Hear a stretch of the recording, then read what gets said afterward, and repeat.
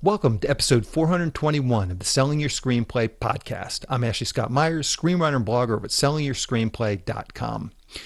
Today I'm interviewing writer-director Nick Gregorio about his new film, Old Strangers. It's a kind of sci-fi horror film about three friends who find something sinister out in the woods. It's a really cool film, very contained, very low budget. And this week I have him on to tell us exactly how this film came together for him. So stay tuned for that interview. If you find this episode valuable, please help me out by giving me a review in iTunes or leaving a comment on YouTube or retweeting the podcast on Twitter or liking or sharing it on Facebook. These social media shares really do help spread word about the podcast, so they're very much appreciated. Any websites or links that I mention in the podcast can be found on my blog in the show notes. I also publish a transcript with every episode in case you'd rather read the show or look at something later on. You can find all of that at www.sellingyourscreenplay.com/podcast, and then just look for episode 421.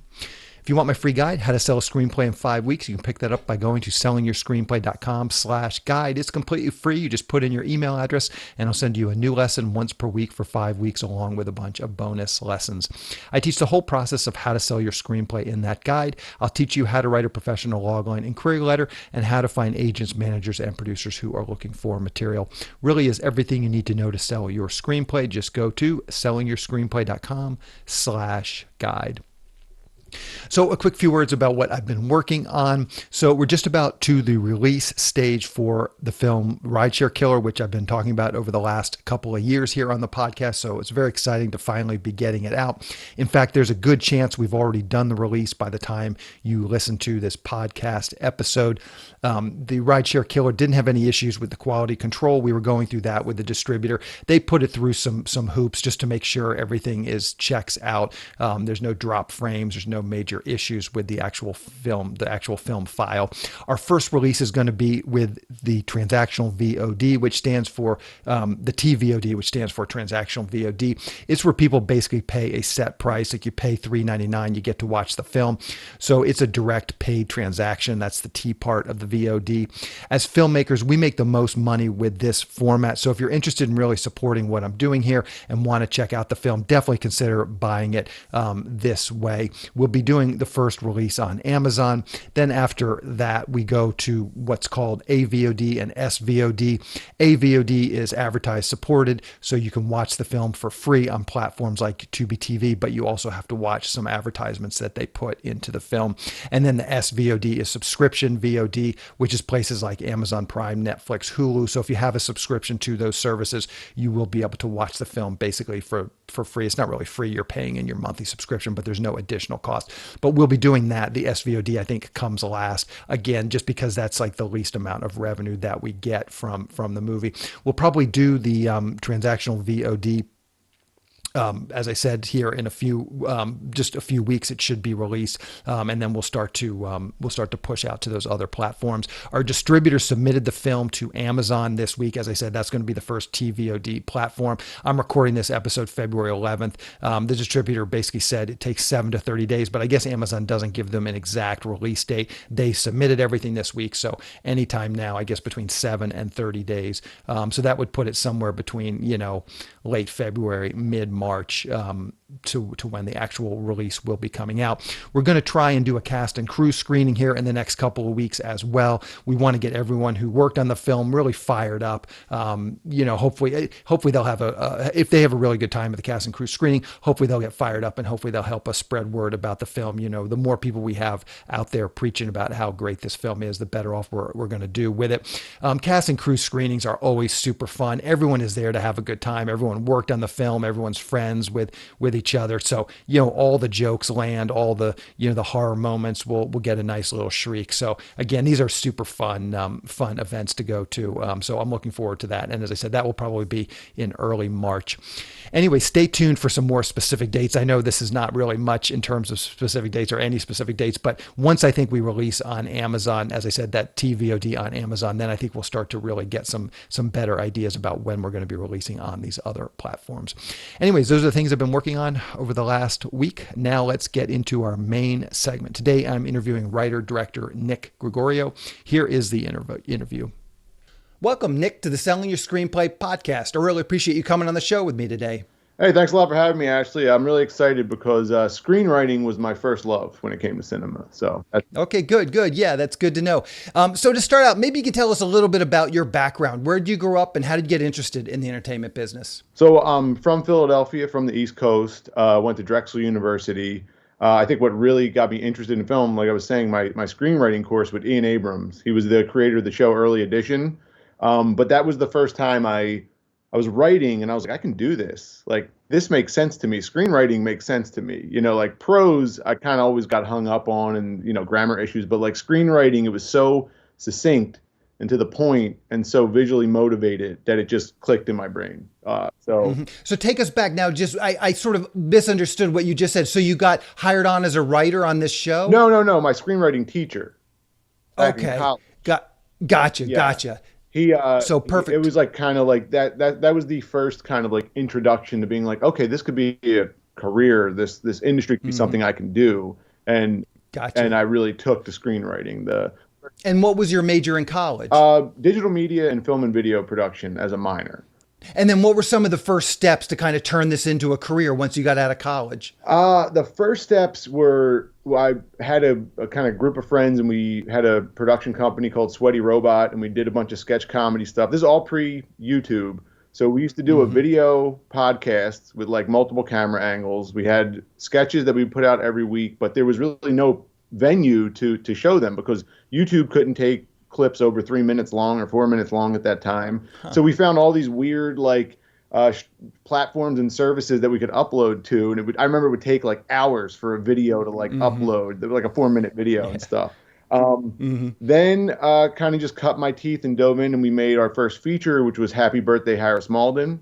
I then kind of broke away from the group and went and made another feature called Green, and that came out in 2010. Both of those movies. So Harris Malden was one of the first Netflix streaming movies, part of like the Netflix package when they were streaming movies. Hmm. And people were like, "You're gonna watch a movie on your computer?" And I'm like, "No." It's the beginning of a. So all my movies have been Hmm. on Netflix and Hulu, and it was just really interesting to see back in 2008 and 2010 how foreign it was, and now everyone's like Netflix and chill, Hulu, Peacock, HBO Max, and Hmm. I'm like right in the middle of it because I was that digital media major, and so much of film just converted to digital. So Yeah, gotcha. So walk us through some of those early steps. Ultimately, how did you get these projects produced? Like Harris Malden, just how did you get it produced? Was it self funded? You go out and try and raise money. What was the trick there? there were early screenplays. So as like a kind of a senior thesis screenplay, I wrote a script called Schiller's, and there was interest in developing that. Now this is pre 2008, so like pre financial crisis. There was still a lot of money floating around indie film. It was kind of the old model of indie filmmaking, that kind of Kevin Smith, I'm going to go to Sundance, Hmm. anything goes. Like if you make a move, if you build it, they will come type mentality. So there was interest, and from people you wouldn't even expect, like architecture firms, just people that had mad money to spend.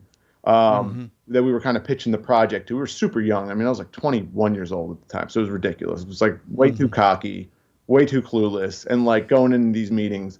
Uh, that project didn't work out. I was super frustrated because I mean the script got revised a hundred true revisions, not like tweak a sentence here and there, like 100 different drafts of the script that read differently.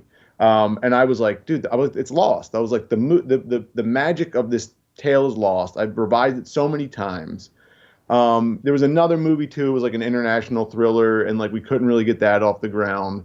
So we were raising our production value on our sketches. We were using some interesting techniques, and as a collective, we kind of came up with, why don't we all find a way to raise $5,000 to $8,000, pull together, and make this movie Happy Birthday, Harris Malden. It was based off a short we did, and it's about a guy who fakes his facial hair by drawing on a mustache. And but it's the cover of Burn Scar from his youth. I play Harris Malden. It was very much taken back like from my old neighborhood in South Philadelphia. We went there. We shot in my grandmother's house. Like it's definitely a time capsule. It's a very interesting, quirky comedy. It world premiered at the Cine Vegas Film Festival back when that was still a festival that was associated with like Sundance, and that was a really great experience. And we thought it'd be the beginning of like our big career. You know, they compared it a lot to like the Duplass brothers with Puffy Chair. We thought we had those openings, and literally the weekend of the festival, almost every indie studio shut down. Like Warner Independent shut down. Like Miramax Independent went. They were all just getting like laid off at this festival, and we were like, what's going on? And indie, I don't think. I mean, until recently, I don't think indie in the true indie sense has recovered and found a new footing, uh, because of the streaming platforms and the ease of distribution. But yeah, it was a Yeah. strange time. So I know things have changed a lot, but I'm curious, how did you get the film into Netflix? How did you even know that was a thing? How was that sort of even on your radar to even pursue? So we were premiered in Cine Vegas. We made a lot of connect. I mean, like it was again. I was 24 when the movie came out.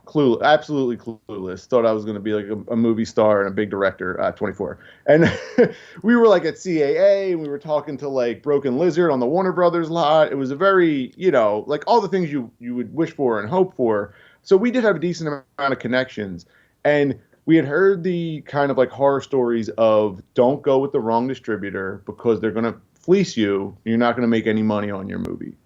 So we were like, okay. So there was this company, Cinetic, which then became Film Buff, which is now Gunpowder and Sky. But they were originally Cinetic, and they were doing digital distribution models where they only took 25 cents on a dollar. So we were like, okay, that seems fair. They don't own anything. It's a contract. They take a percentage.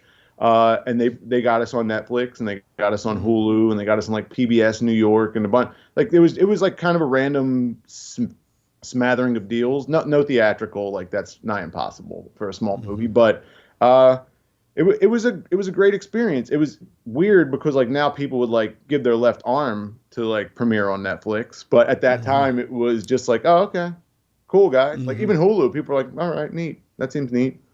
Looking Yeah. back, I'm like, wow, that was a huge accomplishment, but we couldn't really appreciate it because the times weren't ready yet. Yeah, yeah. So I want to touch on something else you said. I find so many writers, aspiring writers, they feel like if they could just get that one break, if they could just get that one movie made, you know, it's just going to be rocket fuel and their careers are going to go straight to the moon. And I was one of those people, you know, I sold a script pretty early on, similar situation where I sold a script in my 20s and I thought that, and really nothing happened. I mean, I was just basically at the same level that I had been before, except I had one credit. And talk about that a little bit. How do you get over that hurdle? And how, because you had a lot of success, you got into CA, all exactly what you're saying, but it wasn't necessarily rocket fuel to the moon. And what was your next steps? How did you get past that? And how do you continue to go?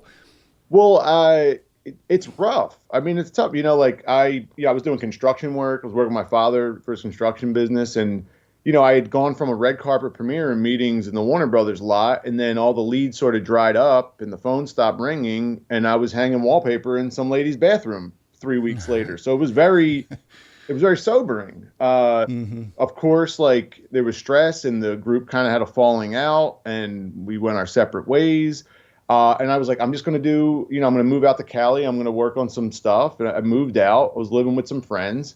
It was, '08 is, as much as like the big like subprime mortgage crisis was going on, it was also just very economically depressed across the board. There was like nothing going on, like no one was hiring. There was no innovation in jobs. Like that's when there was no Uber in LA. So you had to drive everywhere. Gas cost a fortune. You got tickets and towed wherever you parked. It was like a really, really tough. Not everyone, like the industry wasn't up to snuff in terms of like technology. So auditions or job postings were still a hybrid of like electronic and also like physical. Like you had to kind of do a lot of different things. You couldn't just open up your laptop and find a job or network with people. Like you had to go out there. You had to go to parties. You had to talk to people. So then I got inspired by my roommate and close friend's experience with trying to open a medical marijuana shop. And I was like, you want to make this movie? I was like, I have an idea for a movie. You want to make it? We could shoot it all in and around where we live and stay here in LA. It's about a guy who moves from the East Coast to California. It was like kind of an allegory for me with my film aspirations, but it was like a kind of a two-bit gangster from the East Coast moves to California to open a legal marijuana shop, and he ends up having to like go back to his old ways, like kind of a leopard doesn't change his spot story.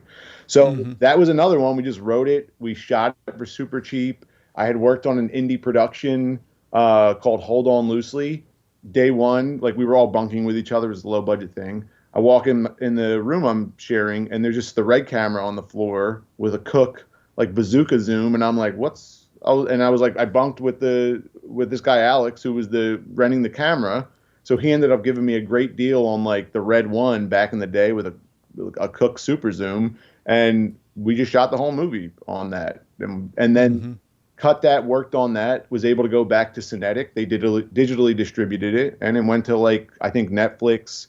It did gangbusters on Xbox Live Marketplace. I completely underestimated the pothead stoner teenager market because they were. Yeah, I mean, these that's kids playing video games. Who'd have thought? Yeah, they were all taking like probably the gift cards they got for their birthdays and all just buying this movie.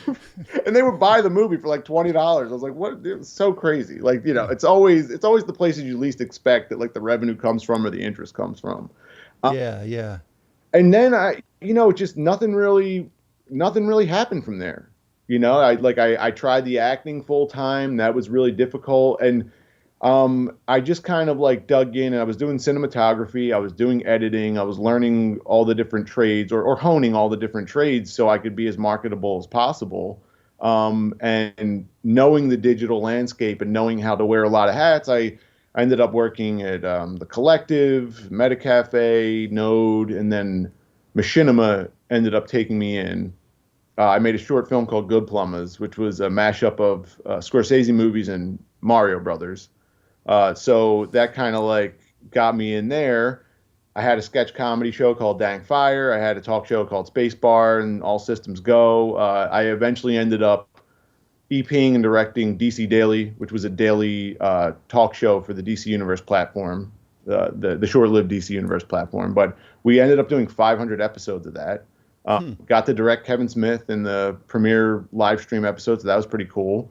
And I've just been working with Amazon with a kind of virtual at-home production. So like, you know, my journey has been circuitous, and COVID hit, and I was like, I have to make a movie. I was like, I can't keep doing this. I can't keep doing all this work for these other companies and not satisfy any of my own artistic endeavors. So. Gotcha. So I think that's a great segue right into Old Strangers. Maybe you can kind of give us a pitch or log line. What is Old Strangers all about? So three friends break quarantine, go up to Big Bear, looking to reconnect and kind of rekindle the friendships of their youth. Out for a hike, they stumble upon something in the woods, and bad stuff happens. But it is like an allegory for COVID. It is that like there's a lot of conversation to be had about mental health, about isolation, about trying to reconnect with people from our past, about growing apart, and sort of almost losing that innocence and never being able to get it back, while also confronting very difficult adult things like trying to get pregnant, trying to find love, trying to, keep your anger under control. So that all plays into it. But there is a science fiction element, a really big science fiction element, because I am a genre buff and a genre fan. So, yep. And I'm curious, I just on IMDb, I noticed there's only 4 actors, so it's very contained in terms of the acting stuff. How much did that play into it? Maybe you can talk just a little bit, sort of the practicality. Obviously, you have a lot of production experience at this point with the editing and all this sort of stuff, but how much did that play into sort of what you wanted to do and what you could do on the budget? So I wrote the script called Not Like Us, and Not Like Us was a snowed in invasion story. All these strangers, roadside bar in upstate New York, and an invasion happens. And then I was so steeped in that world, and there were so many years I was trying to make that script that I kind of came up with the prequel for it, and that's what Old Strangers is. I was like, where's the genesis of this invasion? We'll say. So I wanted something. I wanted misdirection. I wanted something small, and wrangling actors is tough. Like when you get outside of like 5 actors, you're dealing with like it's a tough situation. There's lodging, especially we shot it less than a year ago, the first week of March. I wrote the script. I'd been ruminating on the script for a while, but I wrote the script in like 4 days. And then I refined it with the cast, and it was a form follows function type writing process. I was like, this is what I have at my disposal. This is the story I'm trying to tell. These are the actors I want for it. So I kind of wrote for the actors. I knew how where I was getting where I wanted to go and how we were going to end the project. And that I think that's crucial. I think when you know how it ends, it's much easier to write. I found myself in situations where I have great story beats and great moments and clever scenes, but I'm like, how do I end this? And like the older I get, I'm like, know a great ending and kind of work backwards from there. Know where you're going to end up because that'll help inform the whole rest of the project. So yeah, we went up to Big Bear, followed the COVID protocols. Everyone had a negative COVID test, and then we just bubbled. There was two cabins. There was our hero cabin where we shot in, and the cast stayed there, and then we had a crew cabin that was right up the road, and all the crew stayed there. And the only people that left the bubble were myself and my co-EP Drew Marion. So. Gotcha. And were these actors that you knew before, friends, actors you had acted with or something? How did you cast this? Yeah, so Ted Evans, who plays Michael, he's the blonde. He and I had been in a bunch of stuff together. He was in my sketches going. He was in Good Plumbers. He was in a bunch of sketches with us. And we had just worked together and knew each other for a while. And I was like, and he did. So I ended up making a radio play out of that one script, Not Like Us. So he did a voice for the radio play, and I'm like, I think I'm going to shoot a movie. You interested in being in it? And he was like, yeah. But like, it was one of those like, sure, okay, Nick. Like, if you make a movie, I'll be in your movie. And then he was down, and then Colton as Chief Mastro, who plays Danny, he was in a French short called 2020, which was a spoof on 1917. So like a oneer with all the crazy occurrences of 2020. And I thought he was great. I was like, oh man, this guy's solid. He can really carry a flick. And then Madeline Humphreys was recommended to me by my makeup effects artist, Kate Matlock. And she said, Nick, I'm working with this woman. She's a great actress. I think she can handle the intensity of the role. I think she can handle the intensity of the shooting circumstances because, like, in a small movie like this, you don't have the amenities that you do of a bigger budget production. So you really need people that are committed and gung-ho. And they all were, yeah. Yeah, for sure. So let's talk about your writing process a little bit. Where do you typically write and when do you typically write? Are you the guy that has a home office? Do you go to Starbucks? You need that ambient noise? Do you write in the middle of the night? You write first thing in the morning? What does your writing schedule look like? My writing schedule, so I do a lot of notes. I do a lot of mental notes, and then I write down specifics in like Apple notations. And I kind of collect it. I don't do note cards. I don't do anything like physical. And then whenever I think I got it, or I think I have some free time, I have two small children. So it's like, I kind of can get it in where I get it in. I don't really get writer's block and I don't really get stumped. When I start writing, I can write and I can dive in. I guess my biggest word of advice with writing is just start, just do it, get the words on paper. You can always revise it. And I do that a lot. Like I'll just write, I'll get a lot out and then I'll go back and I'll reread it and revise it and I'll reread it and revise it and kind of work in that way. Because I don't like moving forward with a script if I feel like the preceding scenes aren't shored up.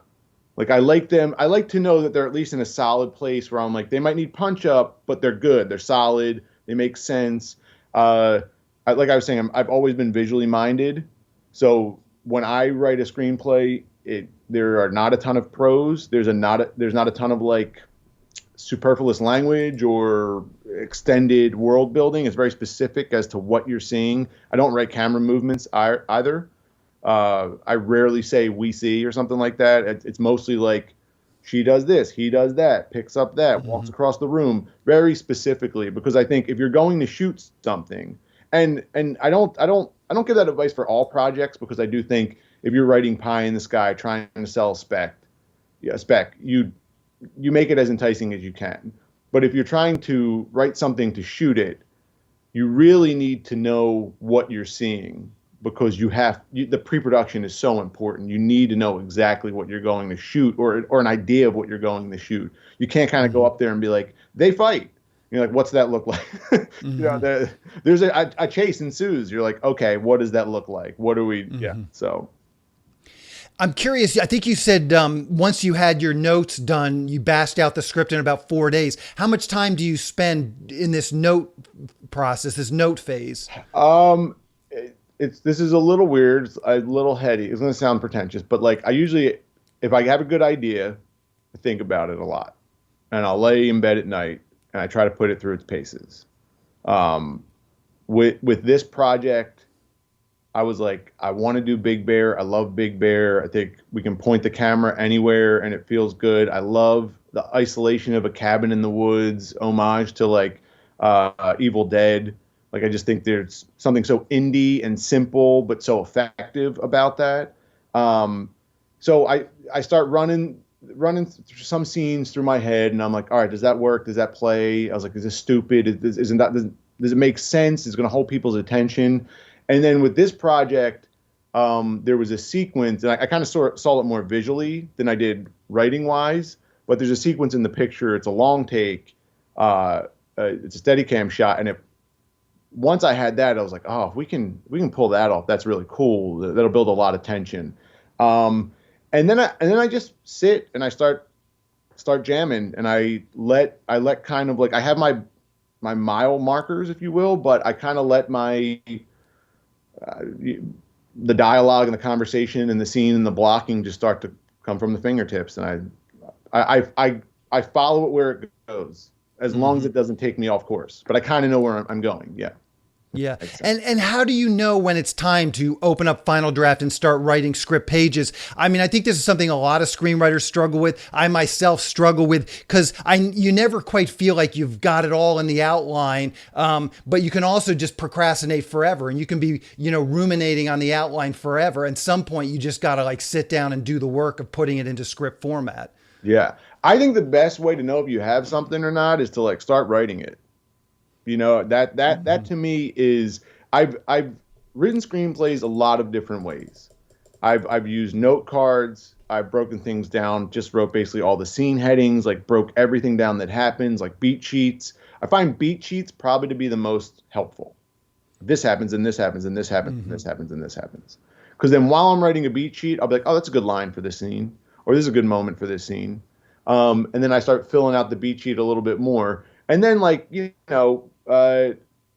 I just sit down and you go to the, you write it and you get to the beat and then move to the next beat and write it and move to the next beat and write it. But I do ultimately think it takes, and as probably better than me, you're not going to nail it on your first script or your second or your third or your fourth or your fifth. Like you might get lucky, but chances are probably not. So what you need to do is write scripts. It's the only way to know if you can do it or not, or it's something, because there is working in like digital and talk shows for a while, there's a very functional, like a screenwriter needs to be a tool. Like if someone calls you up and they're like, we need 4 pages, you can't be like, you don't have all week. Like it's one thing if you're working on a passion project or you're working on a spec, but like as a paid screenwriter, and the times I've paid writers on jobs and positions, I'm like, I need a synopsis, an intro, an outro, and a throw. And like, I don't have time for you to be like, I wasn't there. I wasn't in the headspace. You need to know how to write. Like, you just need to know how to, like, whether you're happy with it or not, or proud of it. And I know it sounds terrible because people are like, oh my, you see so many, especially film school students, like, oh my, this is the best screenplay ever. And I'm like, that's not, when The Godfather was written, it wasn't the first time they ever wrote. Like, it wasn't, like, you know what I mean? Like, these big, like, if you think of some of your favorite screenplays of all time that click and work really well, that wasn't the first screenplay they've ever written in their life. Like, it's years and years. And, like, sometimes, and I've found that, like, really successful writers don't start until they're much older because they're experienced and they can add something to the work, where they're not just emulating or creating like carbon copies of movies they love. When I was graduating school, everyone was writing Tarantino-styled scripts, which, when written poorly, are probably the most awful thing you can read. Like just reams of dialogue. You go, this is awful. Like like no one's gonna make this. Yeah.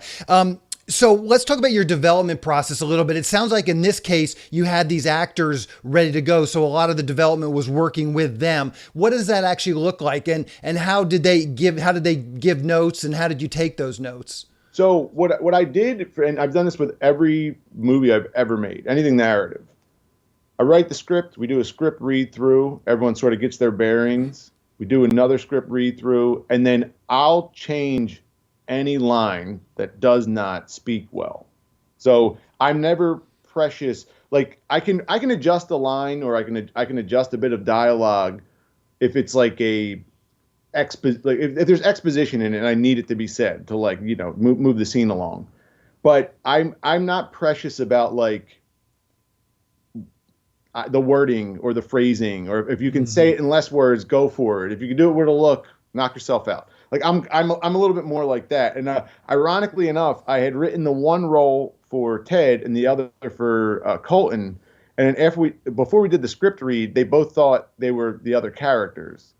And I was like, well, I was like, my comedic friend, I wanted him to go more dramatic, and my dramatic friend, I wanted to go more comedic, and they were both like, no. And I was like, okay, great, we'll just flop. So we just flopped them before the script read, and it was like, it worked out. I was like, okay, you guys definitely got these characters better than I even got them. And then that was like very eye-opening. My lead actress is from the Philippines, so we integrated some authentic elements of, so that, she could have her accent. We didn't like shine a light on it, but we just pointed it out earlier on because she talks about how it's the first time she voted, and that they have, it talks about jury duty and that they have that in the Philippines. So it's organic, but it's just to inform her character and to be like, okay, she's not from the United States, but she's lived in the United States. Yeah. Mm-hmm. Yeah, gotcha. So let's talk about just screenplay structure, genre requirements. You mentioned this is a sci-fi film. Were there some films that you kind of watched to get ready for it? But how did you approach just like screenplay structure in general, and even genre requirements? Are there some low budget sci-fi genre requirements that you kind of wanted to pay tribute to or just appreciate or acknowledge? Definitely The Shining. Shining was a big influence on this. Evil Dead, The Thing, just like the general stylings of John Carpenter. There was an indie movie recently. It's sort of horrorish, but called Deerskin. It's a French film.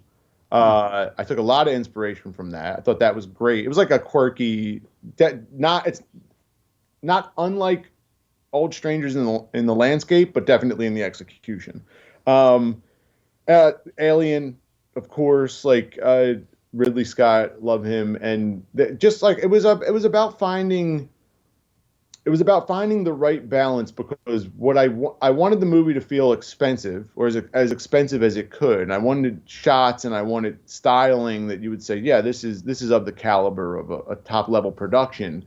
So I didn't look to the indies. I kind of looked to like the big budget stuff, and I was like, how do I do that? How do I, with my budget and my team, how can I pay homage to these moments? But yeah. Gotcha. Okay, so once you had your script, what did you do next? How did you raise the money? How did you get the financing together to actually get this into production? I just saved the money myself. The budget was really low, so I'll say that. The budget was extremely low, but the asterisk next to that is my crew is very experienced. So the value of man hours on set was worth way more than the budget of the movie. And everyone was very committed. Like my co-EP, Drew Marion, who's also my lead editor on this project, he and I worked on a ton of things together. We did all the post-production for this. He was my AD on set. Just super hardworking guy that knows the industry, gets it. Blake Gate and my DP, we had worked together a bunch. Like, he lit the heck out of the movie. Like, he had a lot of really cool tools at his disposal. We were using wireless light bulbs and iPad controlled lighting rigs and full spectrum light. So we used a lot of the tricks that we had up our sleeve. My sound recorder, Zane Gwendon. I mean, one thing I'm really proud about, all the audio in the movie was captured on set, except for 2 lines of ADR. So I'm pretty proud of that. So my makeup effects artist, Kate Matlock, she did all the beauty effects as well as the monster effects. So like just the regular HMU plus all the horror makeup. Everyone was just working so well, so cleanly. James Grant, my AC, he was pulling focus and just wrangling there's so much equipment that we had that just is off camera. And we just had there was just so many moves to like make sure every scene looked as good as it could, and then just packing everything away and then shifting everything around. So I saved the money. I had some money saved. I didn't know if I should put it into proof of concept. I'd been doing a lot of proof of concepts. I was working for WB doing a lot of proof of concepts, and I was so frustrated with all these fragments of ideas, like these 3-minute pieces that I made that were really good, but like couldn't stand on their own. So I was like, I have to make a movie, and everyone was so gung ho. They were down. They're like, let's do it, and it was the best set I've ever been on. It was 6 days, 15-hour days, and it was, but we got it done. And I'm curious, what is your pitch to these folks that you're bringing on, basically to help you realize your vision? Is it the strength of your relationship with them? I mean, what are some tips for a screenwriter, producer that wants to put together a production and get great people involved? You need some money. And thankfully, I mean, we were in the pandemic, so no one was really working that much. So I didn't have to be too competitive with my rates, but you need some money. I think that's something like you got to be able to pay them, and it's going to feel like, oh, it's a lot or it's costing you a lot, but like you got to put some money into it, right? And what you can't provide in terms of rate with my DP, I'm like, I want you to be able to do the things you want to do with different rigs and setups. And like I storyboarded everything. And I met with Blake, and we just sat down, and we were like, we're going to use this camera rig for this and this lighting rig for this, and like really, really let your team shine, you know? And I think storyboarding, communication, knowing what you're going to be shooting, that's how you get people on a small production to work with you and for. And not to mention, we all worked together very closely in the studio in Burbank for years. We're all good friends. We're all respectful of each other's talents. And that's also, you just need to know the boundaries of your crew and your cast. Like, I've seen plenty of directors push people to the brink. Like, you can't be a director as you imagine it being. You can't sit back. Like, you're gonna have to carry shit. You're gonna have to, you're gonna have to help out. You're gonna have to, if everyone's hungry, you're gonna have to get food. Then, like, you know what I mean? If people are feeling down, you got to give them a break. You got to talk to them and say, what do you think, guys? Are we going at 3 a.m. or do you want to call it? And then, and everyone was so committed to this project. And I'm not kidding. There was no fights. There was no arguments. There was no weirdness. We were just out there hitting it. Everyone was doing what they needed to do. And I was giving everyone the time to do what they needed to do. Wasn't rushing anyone. And Gotcha. Yeah, that's sound advice for sure. I always like to end the interviews just by asking the guest if there's anything they've seen recently, Netflix, Hulu, HBO, that they think is really good, especially stuff that would be good for screenwriters, maybe something a little below the radar. Something recently, I don't know, because a lot of the writing now. Well, you mentioned, I think you said Deerskin was a French. Deerskin's great. I don't know if for me, it's like a really interesting movie, and it's like this guy's kind of having a mental breakdown, and it's really strange. It's he's the dude from The Artist. I forget his name. The actor from The Artist. He's the lead in it. Okay. And where is that available? Where did you find that? I think it was on HBO Max. So I checked out. Like Deerskin was from a few years ago. Really enjoyed that. Trying to think, there hasn't been a ton. I thought Dune was excellent. I think.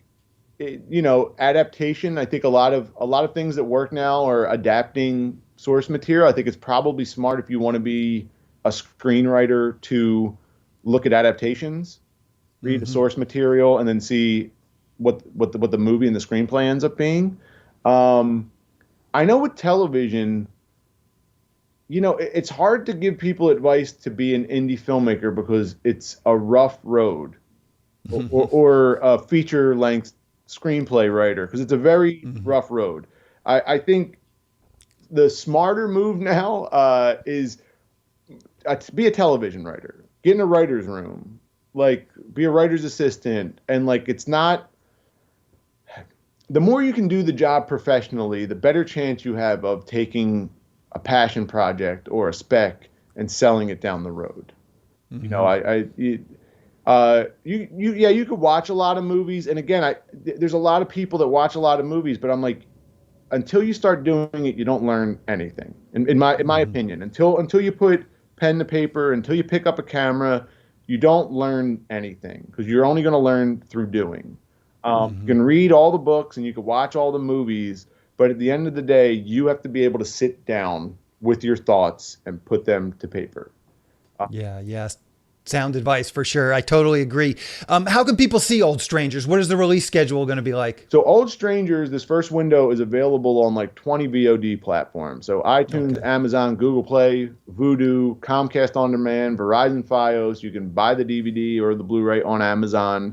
So it's kind of basically anywhere you can get like a digital purchase or rental. So I think it's $12.99 to buy, $3.99 to rent. And then we're gonna see what type of second window, what type of streamer we'll end up on, but we're hoping we kind of get it out there. So Gotcha. And what's the best way for people to keep up with what you're doing? Twitter, Facebook, a blog, anything you're comfortable sharing, I will round up for the show notes. we'll do. You can follow. I'm not on social media as a choice, but Probably Old smart. Strangers is it's at Old Strangers Movie on Facebook, at Old Strangers Movie on Instagram, and at Old Strangers on YouTube. And we have Okay. clips and videos and some reviews posted there and other interviews and stuff that I've been doing to help promote the project. So perfect. As I said, I'll round that up for the show notes. Well, Nick, I really appreciate you coming on and talking with me today. Good luck with this film and good luck with all your future films as well. All right. Thank you so much, Ashley. It was a lot of fun. Hey, thank you. We'll talk to you later. Bye. Bye. SYS's From Concept to Completion Screenwriting course is now available. Just go to www.sellingyourscreenplay.com/screenwriting course. It will take you through every part of writing a screenplay, coming up with a concept, outlining, writing the opening pages, the first act, second act, third act, and then rewriting. And then there's even a module at the end on marketing your screenplay once it's polished and ready to be sent out. We're offering this course in two different versions. The first version, you get the course, plus you get 3 analyses from an SYS reader. You'll get 1 analysis on your outline, and then you'll get 2 analyses on your first draft of your screenplay. This is just our introductory price. You're getting 3 full analyses, which is actually the same price as our 3-pack analysis bundle. So you're essentially getting the course for free when you buy the 3 analyses that come with it. And to be clear, you're getting our full analysis with this package. The other version doesn't have the analysis, so you'll have to find some friends or colleagues who will do the feedback portion of the course with you. I'm letting SYS Select members do this version of the course for free. So if you're a member of SYS Select, you already have access to it. You also might consider that as an option. If you join SYS Select, you will get the course as part of that membership too. A big piece of this course is accountability. Once you start the course, you'll get an email every Sunday with that week's assignment. And if you don't complete it, we'll follow up with another reminder the next week. It's easy to pause the course if you need to take some time off, but as long as you're enrolled, you'll continue to get reminders for each section until it's completed. The objective of the course is to get you through it in 6 months so that you have a completed, polished screenplay ready to be sent out. So if you have an idea for a screenplay and you're having a hard time getting it done, this course might be exactly what you need. If this sounds like something you'd like to learn more about, just go to www.sellingyourscreenplay.com/screenwriting course. It's all one word, all lowercase. I will, of course, link to the course in the show notes, and I will put a link to the course on the homepage up in the right-hand sidebar. On the next episode of the podcast, I'm going to be interviewing writer-director Paul Solette. He just co-wrote a screenplay with actor Adrian Brody called Clean. It's a crime drama, which of course stars Adrian Brody as well. He's on next week to talk about this film. We go into his backstory, how he kind of got into the business, and then also how he got introduced to Adrian Brody and happened to co-write a script with him. So keep an eye out for that episode next week. That's our show. Thank you for listening.